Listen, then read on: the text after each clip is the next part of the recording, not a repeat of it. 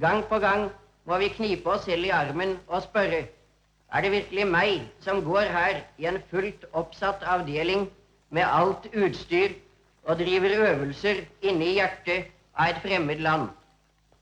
Det virkelig meg som nylig gikk over grensen, hjemløs og jaget, men med et håp om en gang å få lov til å vende tilbake med koffert i hånden när andra hade befritt landet vårt? 70 år har gått sedan de norska polistrupperna fick sin militära utbildning i Sverige.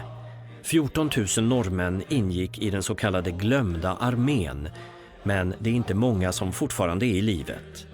En liten grupp reser regelbundet till Sverige för att besöka de platser där de uppehöll sig under krigets 3 sista år.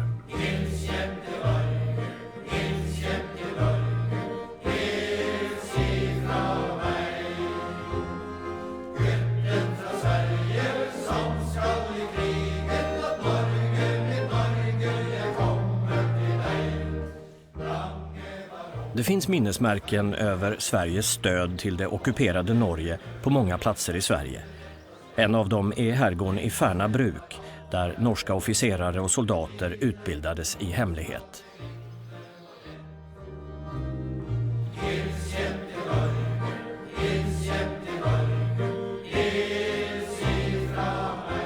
Och vid Nordiska museet i Stockholm finns en sten med inskriften Norge tackar för utbildningen av 14 700 polissoldater i Sverige under andra världskriget. På Kjesäter väster om Stockholm finns en annan minnestavla. Under Hitler-Tysklands ockupation av Norge 1940-45 flydde 50 000 norrmän från diktatur och våld till det neutrala Sverige.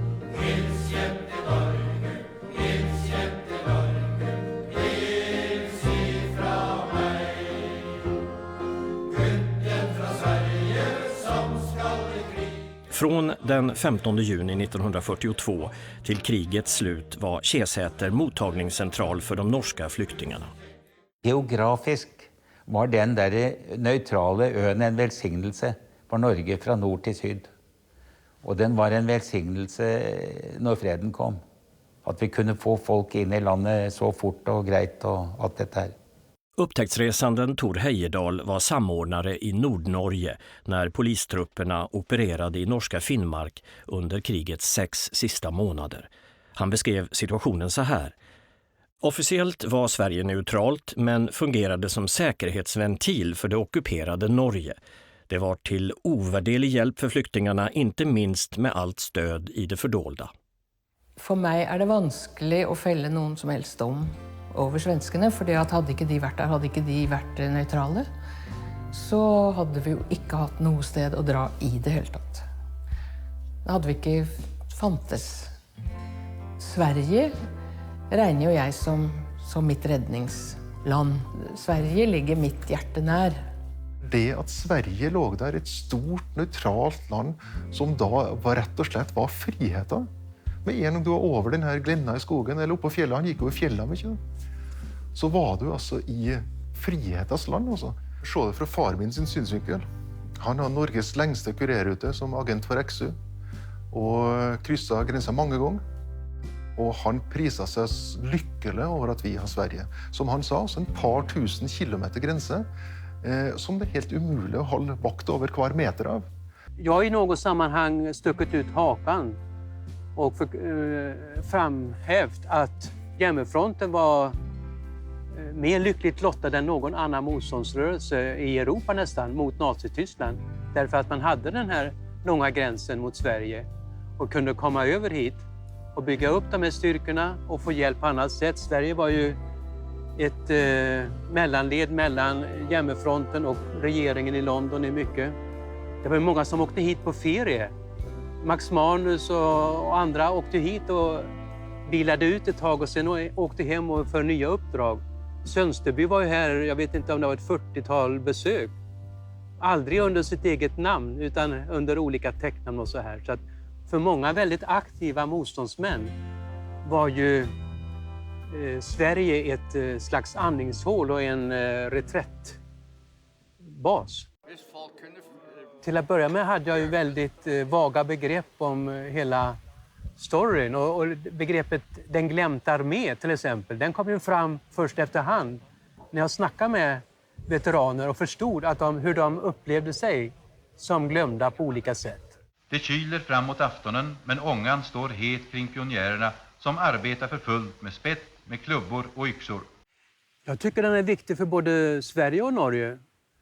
Här på Melsåker försöker vi använda den som hävstång för att ge svenska skolungdomar kunskaper om vad som verkligen hände under kriget. Att det fanns samverkan och solidaritet mellan Norge och Sverige trots den officiella bilden av neutralitet och annat.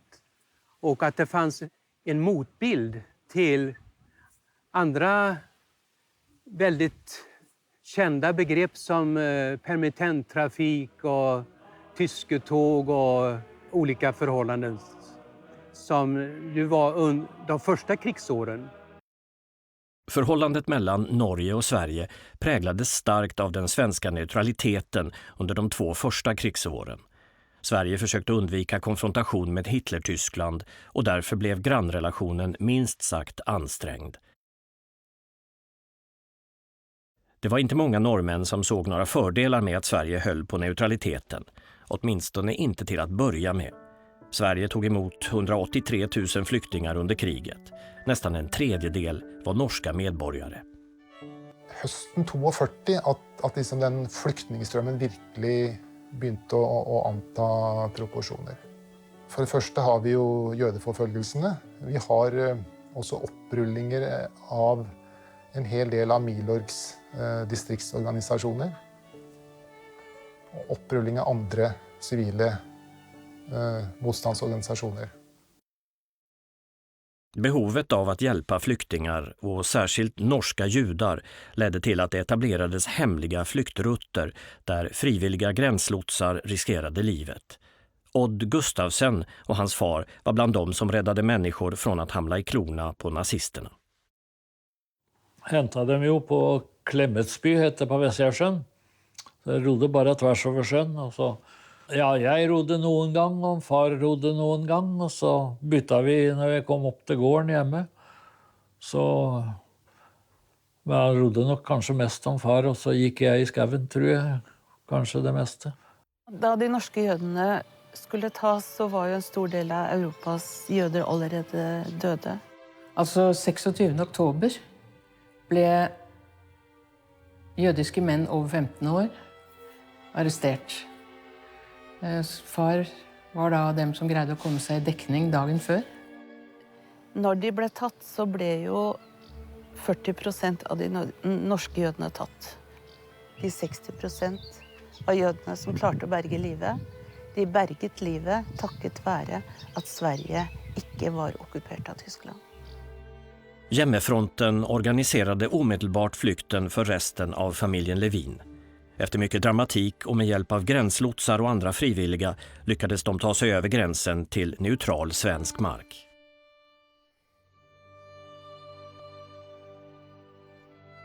Kommer det plutselig 6 staute svensker i veldig flotte lammerskinns, sånne hvite militære lammerskinnsjakker, og tar oss med inn i en koje. Der inne står radioen på, og det mor hører altså at den svenske erkebiskopen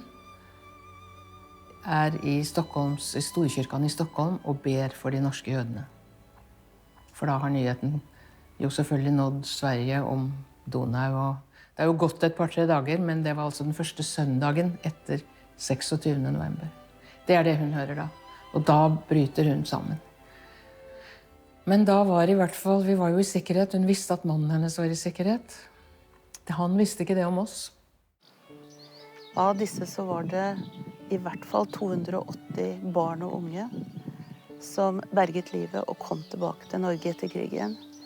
De hadde ikke overlevd, de hadde endt i Auschwitz hvis det ikke hadde vært for Sverige og at vi hadde den svenske grensen i ryggen.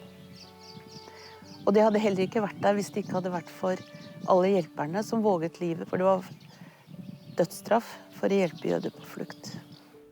Og vi hadde overlevd, og i vår familie var det veldig mange som ikke overlevde, som ikke var sammen. Mesteparten av både mors og fars familie, inklusive mors 19 år gamle bror, var med Donau, og ikke en av dem kom tilbake. Bland de tusentals flyktingarna befann sig också Gunnar Hellseth och fadern Olaf. Olaf blev senare en av de ansvariga för polistruppernas utbildning. Han registrerades som flykting nummer 17 326 den 13 maj 1943. Jeg reiste til Setskogen i cirka, jeg tror det var 2004 eller 2005. Altså vi snakker om 60 år etter annen verdenskrig. Og for å prøve å finne ut om det var noen av de i den familien i livet. Og jeg fant ganske fort familien som hadde huset oss en natta ved grensen. Denne familien Malnes i Setskog. Og jeg fant da barnebarn, og jeg fant sønn som da ennå levde. Far lå på, han som hadde fulgt oss over skogen, lå på kirkegården. Og det var derfor jeg dro dit, for å legge på en blomst der i mai. Familjen Malnes har kvar sitt småbruk i skogen intill svenska gränsen. Familjen är en av alla de som räddade tusentals liv, både genom lotsning i oländig terräng och genom att ge mat och husrum. Men efter ett tag kom nazisterna verksamheten på spåren och Johan tvingades själv att fly över gränsen. I Sverige anmälde han sig till polistrupperna. Jag kan berätta att det kom ofta flyktingar in över i Östervallskog, till Kroken som det heter.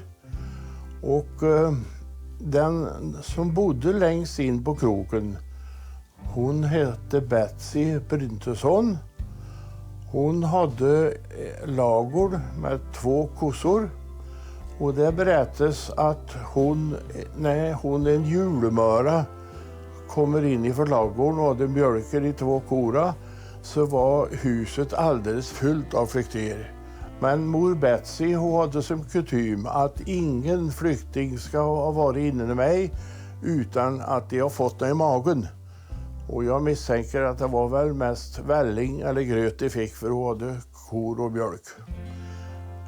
Detta kom svenska försvaret underfund med, att mor Betsy gjorde ett jättejobb där så de frågade henne om hon kunde tänka sig att ge flyktingar mat och ta ansvar för det.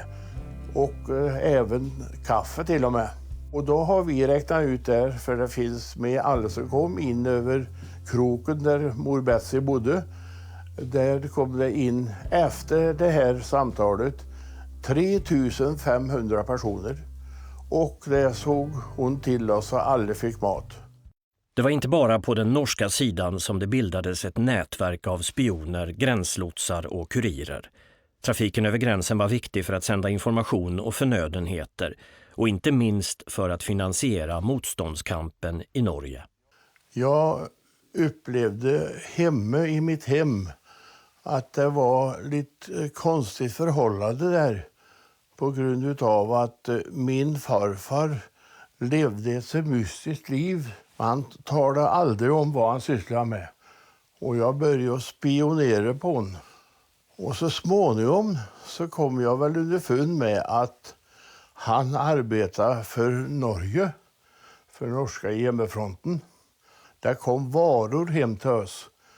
Och de kanske fanns några dygn, och sen så en natt så var de borta. Och han satt ofta och lyssnade på radion, och så när han hade hört på före nyheterna och kanske när nyheterna också, så reagerade han som att nej, nu måste jag iväg i natt. Varje vecka så kom det en säck ifrån London med flyg till Stockholm och tåg till Arvika. Ola Olsson på Mörker i Skillingmark, han hade ansvar för den säcken. Och han hämtade säcken i Arvika då och tog den hem till sig. Och när då koden kom på radion så kurirverksamheten skulle sättas igång, så tog han säcken förstås och gick över till Ekeheja. Och sedan gick den vidare med en annan kurir in till Oslo.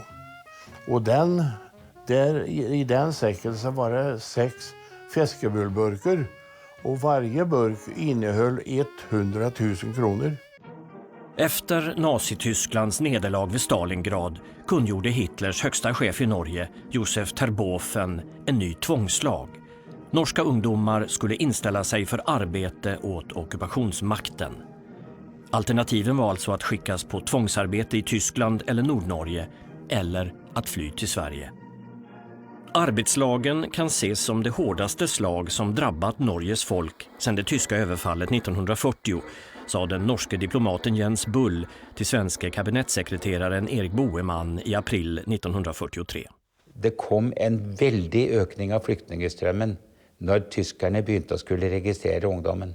Man skulle alltså tvångsinkalle norska ungdomar till en tjänste som skulle då bli ett tysk plan mer eller mindre en rekryteringskilde till militäravdelningar.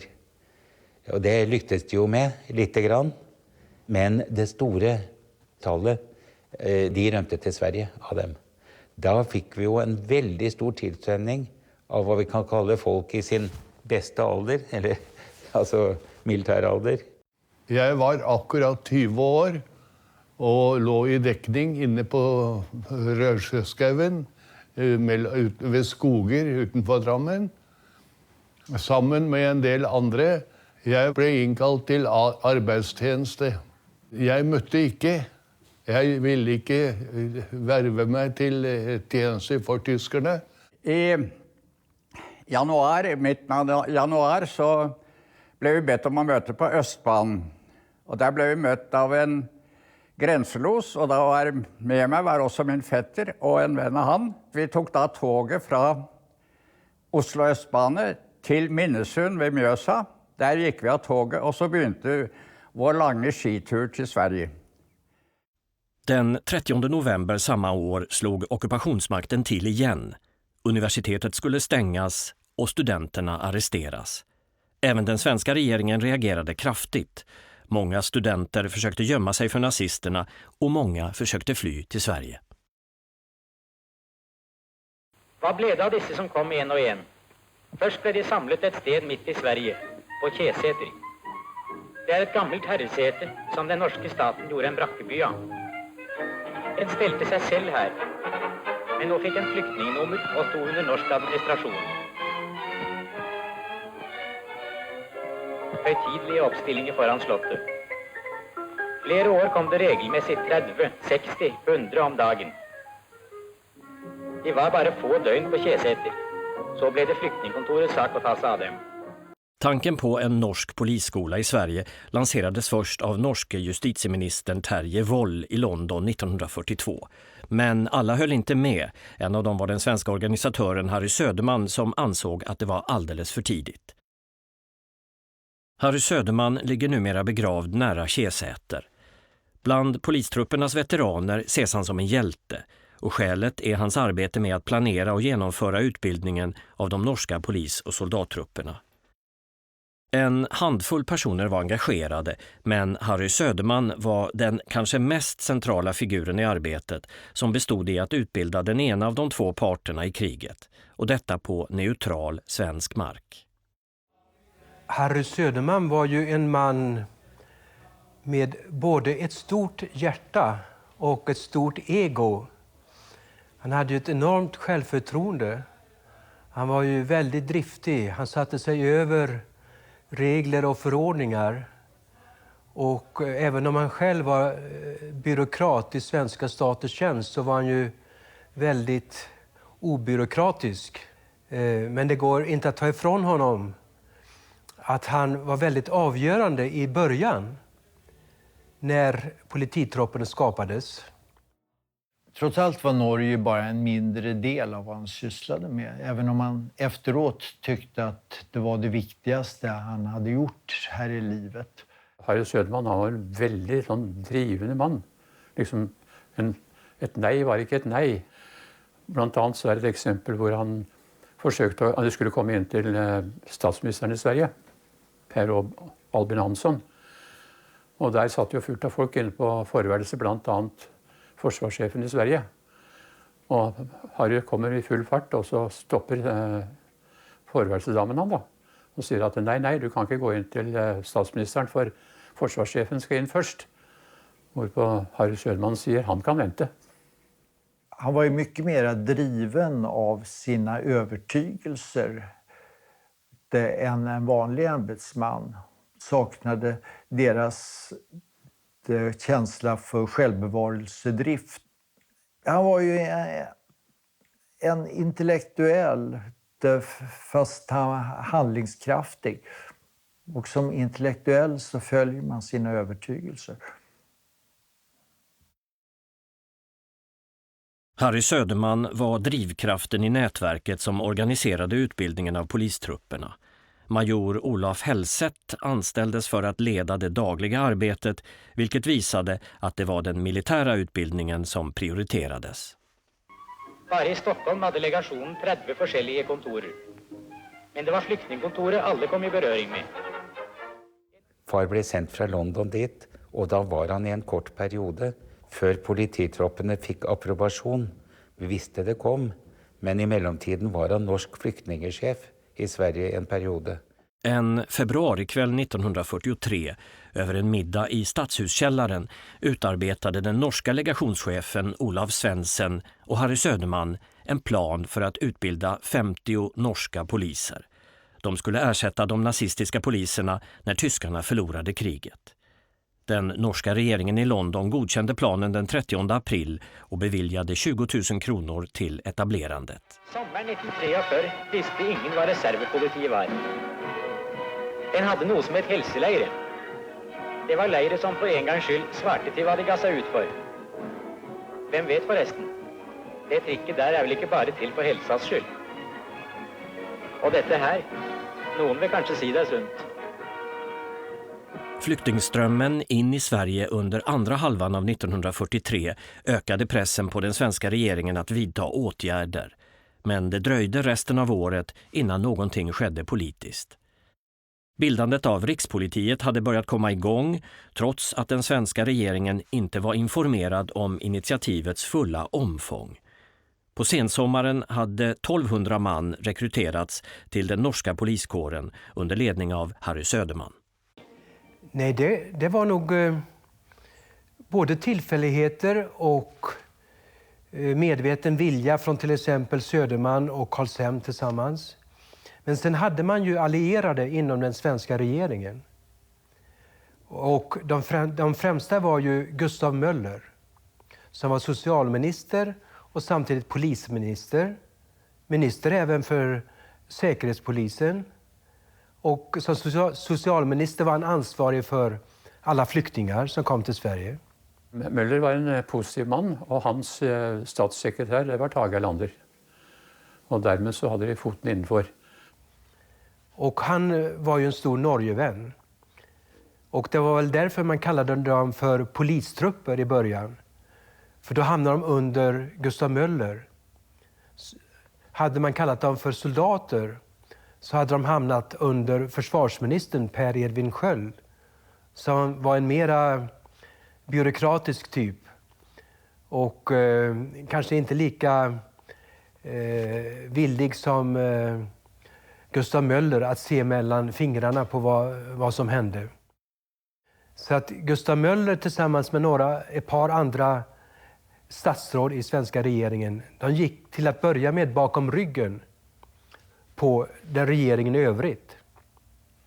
Men de fick veta vad som var på gång genom den svenska säkerhetstjänsten. Och i det momentet mellan hälsolärarna och polititroppene så hade de satt igång bygging av militära förläggningar. Och där var Söderman som var meglaren mellan brakkebaroner och landägare och sånt och köpa och leie stora egendomar.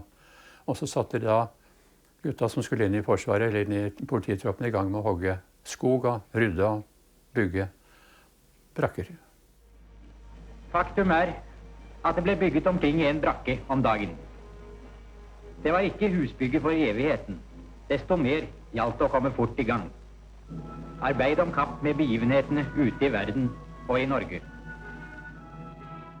Och de tog sig friheter och de började bygga barackläger utan byggnadslov och revolverherrar köpte vapen på den öppna marknaden och de satte sig över lagar och förordningar. Och detta upptäcktes ju efterhand. Och då blev det ju en het potatis inom regeringen.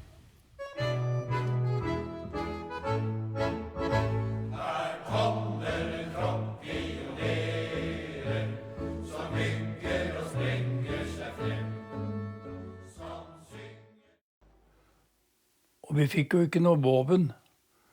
Det var ju långt undan det. Vi hade några träkuller som stod som vakt då. Hade vakt och vaktskifte som i militäret. Allt fler läger upprättades runt om i Sverige för att utbilda nya poliser. Med tiden blev det ett väloljat system som tog emot flyktingarna. Söderman ansåg att polisen måste beväpnas och skickade en ansökan till statssekreterare Tage Erlander om att få köpa 1000 k-pistar, 750 Mausergevär och 750 automatpistoler.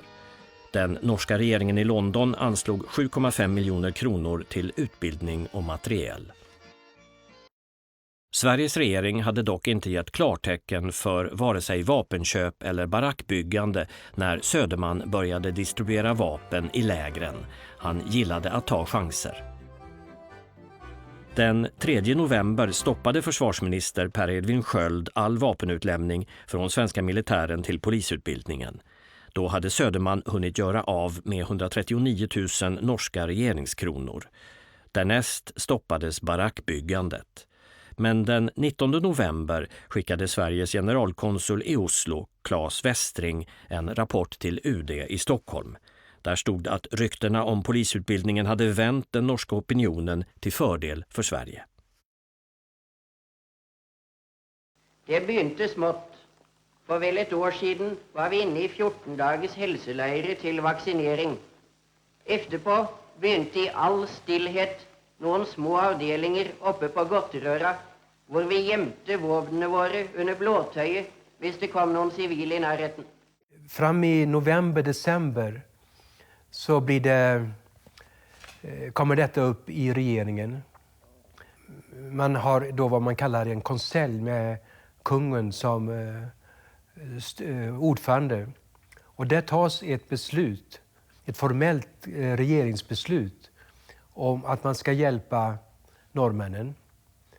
Men inte så långt som de själva hade tänkt sig. Man reglerar antalet läger, hur länge man ska vara i lägren, hur många i varje läger. De här trupperna är polisstyrkor som ska rycka in i Norge först då tyskarna har kapitulerat och hjälpa till att skapa lag och ordning. Och inte komma i strid med tyskarna. Ungefär samtidigt läckte nyheten om polistrupperna ut till svensk press. Det ledde till en anmärkningsvärt mild protest från tyska myndigheter. Trots protesten återupptogs barackbyggandet i december och den 5 januari 1944 började utbildningen av trupperna på allvar. Mycket tack vare en oortodox överrumplingspolitik av Harry Söderman och hans norska moatjeer, överste Ove Berg och överläkare Carl Semb. Det kanske var den politiken som gav Söderman tillnamnet Revolver-Harry.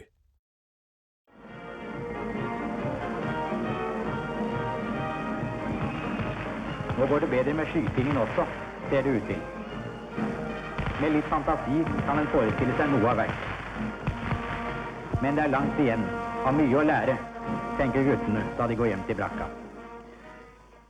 Svensk forsvar hade ingenting med polititroppen att göra før i 44, hösten 44. Och då kom det svenska instruktörer och så vidare. Alla vernepliktiga officerer i Norge som fremdeles var i Norge och som inte var upptatt med hjemmefronttjeneste och så vidare, de fick inkalling till att möte i Sverige.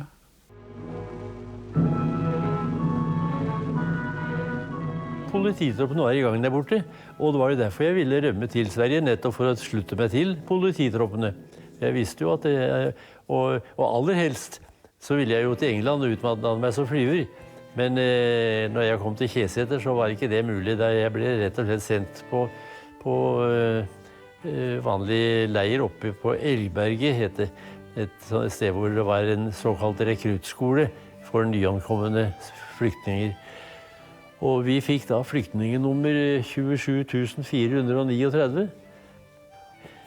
Där fick vi då levererat norska uniformer och vapen. Allerede den 23. juni, midsommerafton, da fick vi permission och drog till Leksand och danset med svenska jenter runt majstangen där.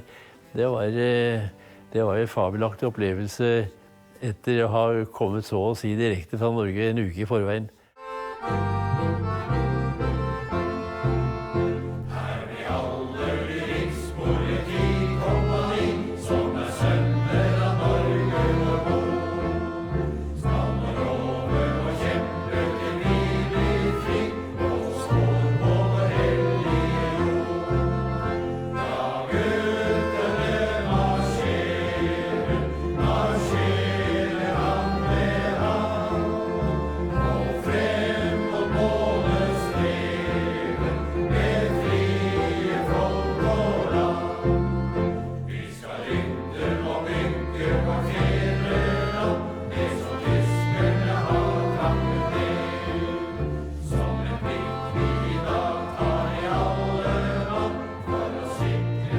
Norska dokument visar att polistrupperna skulle ha 3 roller från och med vintern 1944. 1 som reguljära stridstrupper om det skulle bli en brittisk invasion, 2 som gerillatrupper som stöd åt invasionsstyrkorna och 3 som polis- och vakttrupper om det skulle bli tysk reträtt eller kapitulation. Målet var nu att utbilda 12 till 25 bataljoner reservpoliser och 8 kompanier rikspoliser enligt en skrivelse den 11 maj 1944 från löjtnant Anders Dedekam vid norska legationen i Stockholm.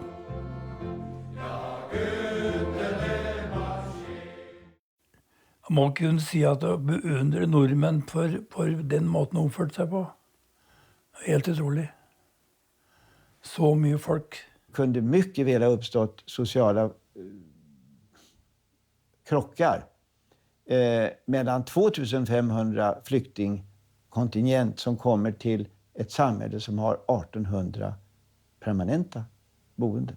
Blev icke så.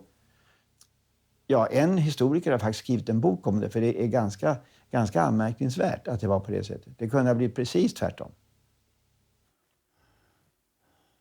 Men förhåll till den svenska befolkningen, vi bodde ju Bagbøl, det är ju en leir som ligger ute på bondelandet. De kom in i familjerna här genom att en del hade fästmör och hustrur med sig som inte fick bo i lägren. Och de bodde inneboende, vet du, hos bönderna här. Och det skapade naturligtvis livslånga vänskapsband. Vi hade väldigt närt förhåll till befolkningen runt där. Som visade att de var glada för oss där. Och satte pris på oss.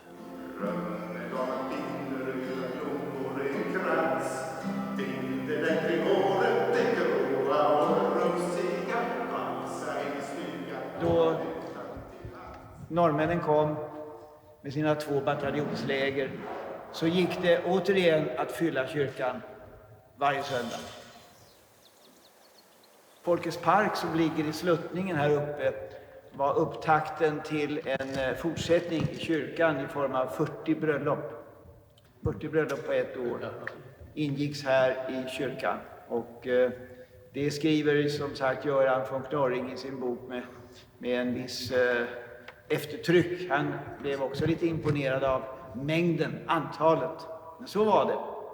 Och jag tror det var en väldig kamratskap i de här lägren. Mellan olika åldrar. Normalt när män rycker in för militär utbildning så är det samma åldersgrupp allihopa.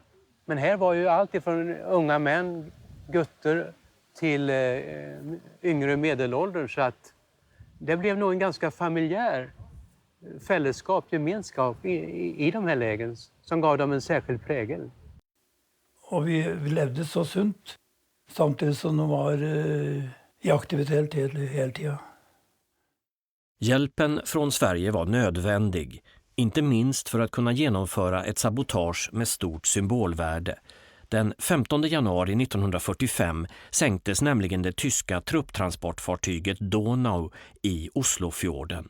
Fartyget hade använts för att deportera norska judar till utrotningsläger under november 1943.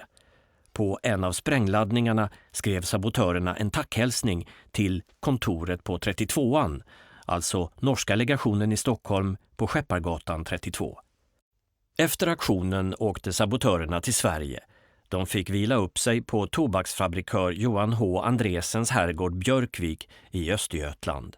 Andresen hade själv tvingats fly från Norge. I polistrupperna väntade man nu ivrigt på att få delta i befrielsen av Norge. Och från kontinenten kom goda nyheter. Invasionen i Normandie sommaren 1944 hade ägt rum och de allierade marscherade nu österut för att tillfoga Hitler det slutgiltiga nederlaget. Sveriges bästa officer har vist oss den store imøtekommenhet og velvilje og arrangere denne lærerike øvelsen. Den forståelse for vår sak som dermed legges for dagen skal nordmenn aldri glemme.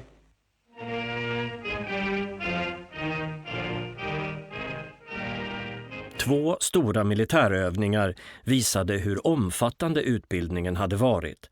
De genomfördes med svenskt stöd och visade på det stora behovet av utbildade norska befäl. Norska reservpolis- och rikspolisförband höll i början av december 1944 fälttjänstövningar i nordöstra Dalarna.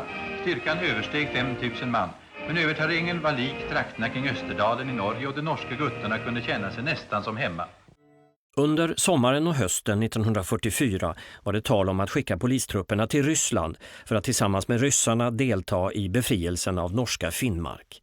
Stämningen i lägren präglades av glädje över de ryska framgångarna samt av förväntan inför att äntligen få delta i strid.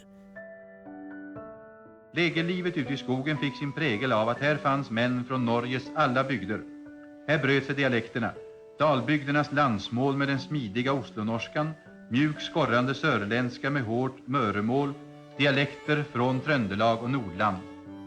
Vid eldarna och kring maten var man som en återförenad familj. Skämtet gick friskt och historieberättare var i farten. Ämnena var de för soldater traditionella, men tonen kunde få någonting av norskt äventyr som hos Asbjörnsen och Mord. Bland dalfolket möter vi en 91-årig mas i sockendräkt som frejdigt pratar med en norsk officer. Det är bra att ni övar er, säger han, så att ni sen kan gå över och göra er nytta. Neste morgen er siste manøvermorgen. Her er ledelsen til stede. Her ses også docent Söderman, svensk chef for politileirene. Målet var att ge styrkorna vapen och utbildning så att de skulle kunna fullgöra sina uppdrag, både som poliser och som soldater vid en inryckning i Norge efter en mer eller mindre fullständig tysk kapitulation. Också ute i den öppna marken går det undan framåt när till slut hornsignalen ljuder och bjuder eldupphör. Och så var det hela över. Det var godt å slenge pakningen og få en røyk. Det lar seg ikke nekte. Men vi hadde godt kunnet holde på en stund till hvis det hade varit nödvändigt. Ja, så länge det skulle vara hvis det hade varit allvar. Skönt att gå ner till forsen och tvätta av svett och mödor. Men på allas läppar låg frågan, när blir det allvar? Det grodde jo frem en styrke som jo, vi sett i ettertid, var gull verdt for Norge. De ønsket jo på en måte å komme i kamp. De ønsket å delta i motstandskampen, og de fikk på en måte ikke lov.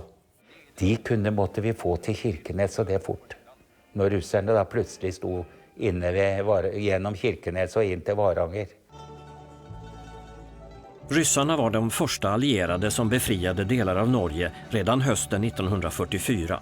De gick över gränsen till Finnmark och angrep de tyska trupperna den 18 oktober klockan 13.50, men utan att först ha orienterat den norska regeringen i London. På kvällen den 24 oktober intog ryssarna Kirkenes. Tyskarna tvingades retirera till Lyngen och brände ner allt på sin väg. Det blir jo helt meningsløst at det skal være en 14-15 000 nordmenn i militære styrker i Sverige som ønsker å delta i frigjøringen av Nord-Norge, men som ikke får anledning til det. Russerne hadde jo kontaktet den norske regjering i London allerede 2 år før. Og når polititroppene kommer opp i et visst omfang, altså 10 000 mann sånn utover i 44, så er det jo mulig å sende disse til Murmansk. Norske myndigheter satset på at russerne ikke skulle gjennomføre den frigjøringen av Finnmark. Det merker på særlig en del militære i Stockholmsmiljøen, men også i London. At de ønsket heller at tyskerne skulle sitte igjen i Finnmark enn at russerne skulle komme inn. Utifra en sånn tankegang at russerne ikke ville dra igjen. Når angrepet da kommer, så er norske myndigheter helt uforberedt på det. Gjør ikke noe aktivt for å få norske soldater til Murmansk. Men gir etter hvert etter for press, særlig kanskje fra polititroppene selv, at de liksom, herregud, nå er det en frigjøringskamp på gang, hvorfor skal ikke vi brukes?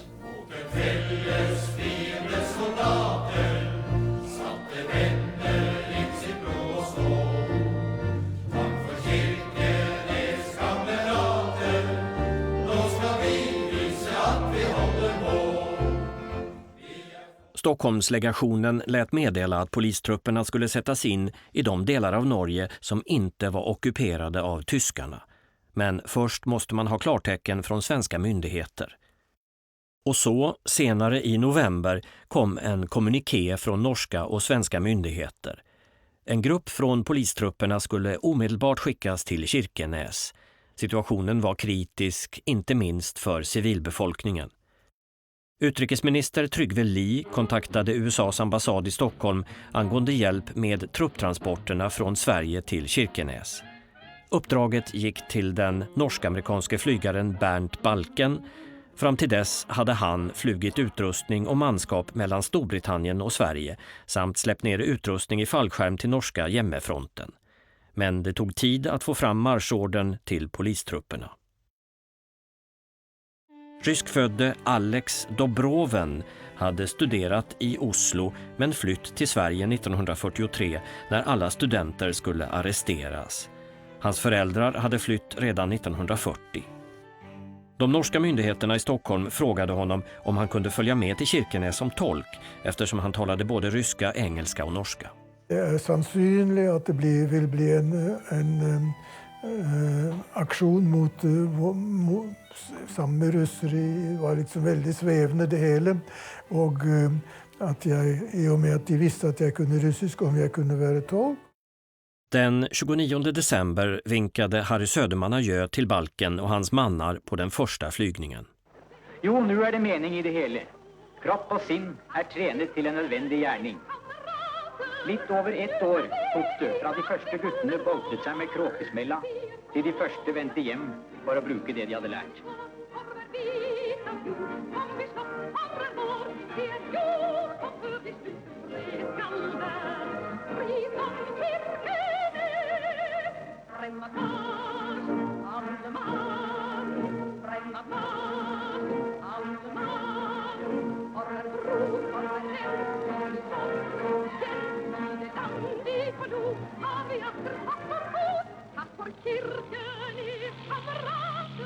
Første flyvning så var biskop Fjellby var med, og første politikompani så var også et feltsykehus kommet opp. En god del kvinnelige sykepleiersker, og det ble jo veldig forbrødring med de amerikanerne selvfølgelig, og det syntes biskop Fjellby var helt forferdelig, så han sendte dem hjem alle sammen. First started flying supplies to Kirkenes, and that was right after the Russians had taken Kirkenes back, just about the time that we went in there. Joe Ellis tjänstgjorde som radiooperatör och navigatör från december 1944 till juni 1945. Han deltog i samtliga flygningar till Kirkenes och Bodø dit norska polissoldater, utrustning och förnödenheter flögs in från Kallax. Kirkenes was flattened. It was devastated. The Germans had set up a concentration camp up there that they kept the Norwegians in. And then when the Russians came in and took it over again, they freed the Norwegians and put what Germans they didn't kill in the concentration camp and kept them there for a while. Even flew hay to the reindeer in Lapland. Dagen efter att norska trupper flugits in i Norge av amerikanska plan och med svensk hjälp skrev den nazistiska tidningen Folkets Dagblad: Sveriges neutralitet är en saga blott.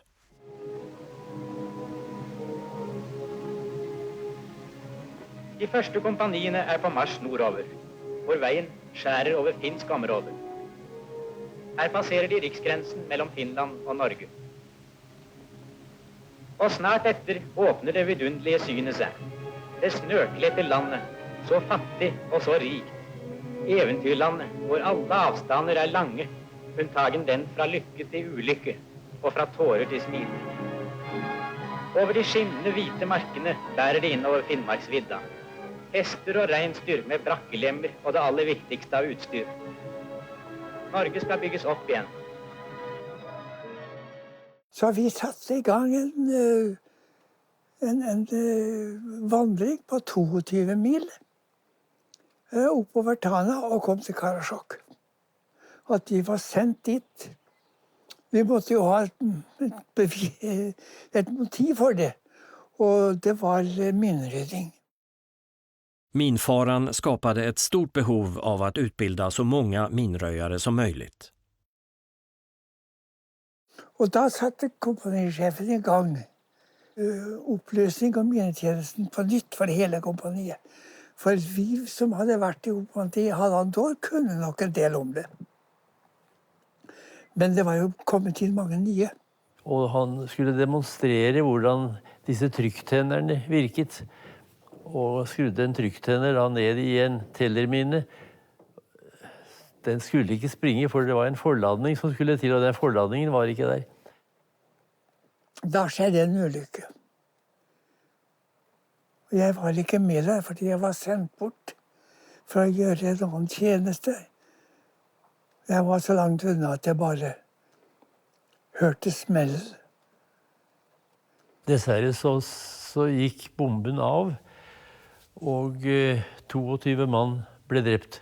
Og i Karasjok var det jo også helt flatt, det var ikke noen bygninger. Det eneste hus som stod i, det var gamle Karasjok kirke. Der ble det innredet en slags form for operasjonsrom da. De hektet da noen dører og la over kirkebenkene for å ha noen slags bord og stelle disse sårete. For det var jo flere som var såret. Det var 22 som ble drept, men det var ytterligere 10-12 som bare var såret. Ungefär samtidigt lyfte ett plan från Bromma flygplats med mediciner åt styrkorna i Finnmark, bland annat penicillin. Penicillinet hade blivit lanserat 1 år tidigare, vilket hade lett till en dramatisk sänkning av dödssiffrorna hos soldaterna. Med på planet fanns också sjuksköterskan Ella Krog som arbetade i polistruppernas läger i Baggböle. Läkaren Carl Semb och Ella Krog fick hoppa ut i fallskärm eftersom planet inte kunde landa i Karasjok. Krog hade aldrig hoppat fallskärm förr. I was on that airplane that dropped those doctors and the nurse. And this doctor told the nurse, this Ella Crow was her name. I remember her very well. And she said, I can't go out. I can't bail out. And the doctor said, Ella, you're going out one way or the other. And he just shoved her out the door. Of course, we couldn't land and pick them up because wasn't a place to land. So they had to take some smaller aircraft and fly them out to where we could pick them up later to another airfield. Som lå ute i Karasjokka. Og på et sted på det isflaket fant vi ut at der måtte de lande. Så jeg var med og merket opp en slags flyplass. satt opp noen kvister og stenger og sånt, som de skulle sikte på og lande på. Og begge flya kom ned. Og hver av dem tok med seg 2 mann og fløy dem til Sverige. Og så kom de igjen dagen etterpå. Tok med seg 2 eller 4 nye mann og fløy dem til Sverige. Og 3. dagen kom de igjen og gikk ned på Ytterflaket og fløy norske skadde soldater til Sverige, hvor de fikk en utmerket hjelp for det som de led. Alle sammen klarte seg. Klockan 02.45 den 7 maj 1945 blev kapitulationsdokumentet undertecknat i general Eisenhowers högkvarter i Reims. Tyskland kapitulerade villkorslöst. I Norge kungjordes händelsen i radio klockan 15.50. Därefter meddelade den tyska ledningen i Norge att de tyska styrkorna skulle kapitulera inom 26 timmar. Ett skäl kanske var att polistrupperna stod redo längs gränsen och att Sverige lovat att ställa upp med en armé på 250 000 man om det skulle bli strider. Och det var ju en svenske då som kom till att komma hit till Oslo och öppna både koncentrationslägren Grini, politihovedkvarteret Møllergata 19 och Victoria terrasse. Harry Söderman hade haft kontakt med tyska myndigheter i Oslo, Stockholm och Berlin under hela kriget, något han senare fick kritik för. Den 6 maj åkte han till Oslo för att förhandla om frigivningen av norska fångar i Grini och Møllergata 19. Han hämtades vid gränsen av en Gestapobil och skjutsades till högkvarteret. Efter 2 dagars förhandlingar med rikskommissarie Tebofen skjutsades sen Söderman till Grini av Gestapo, där han berättade för fångarna att Norge var ett fritt land igen. Helis och Söderman, de fant en slags tone hvor de har hatt en gjensidig respekt og tillit til hverandre.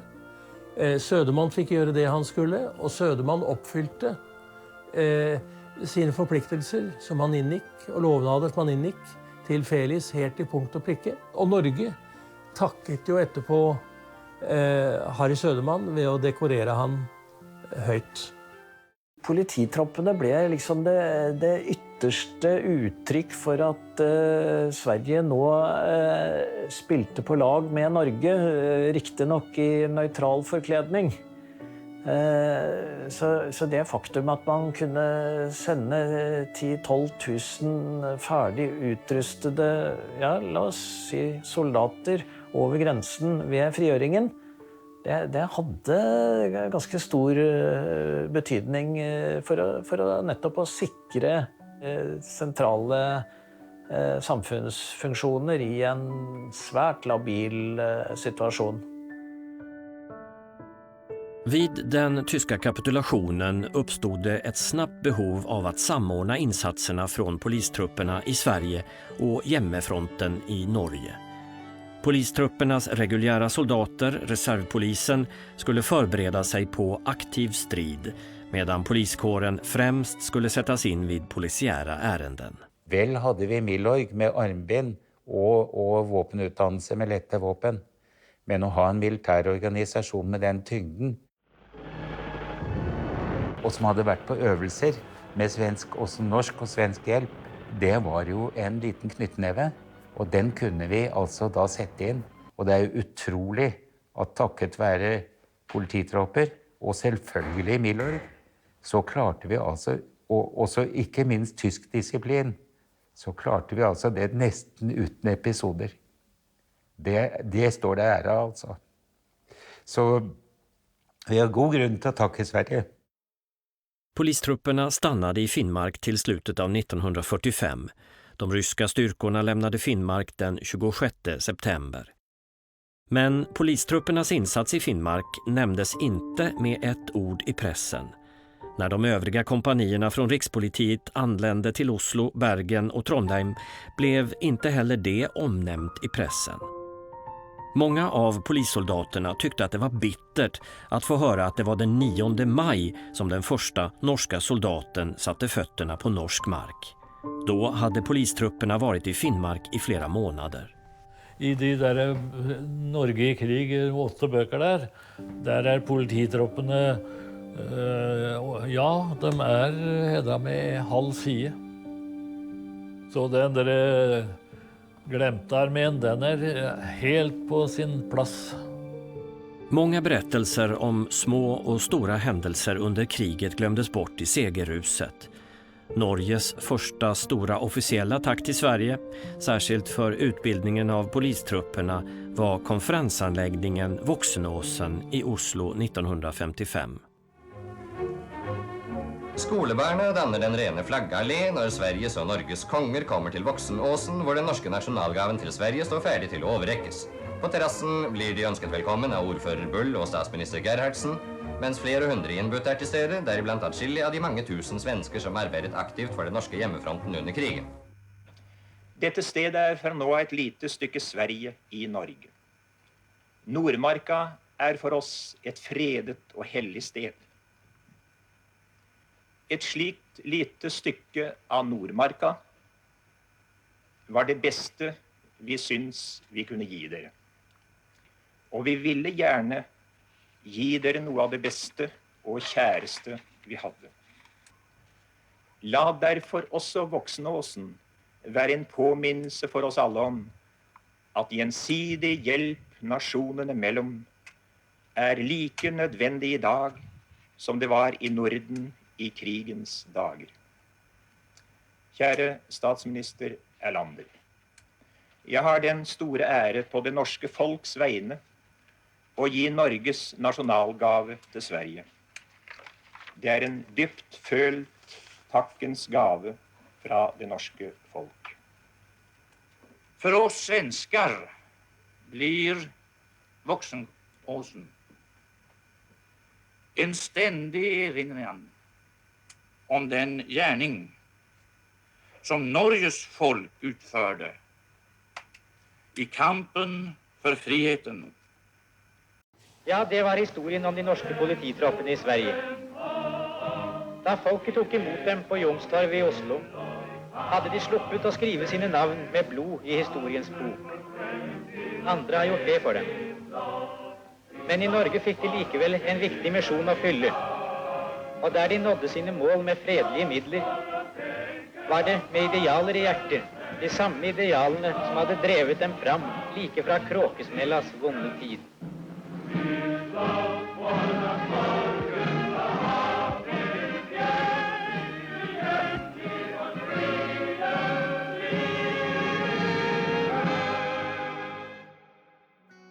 Som inte vill komma till dig.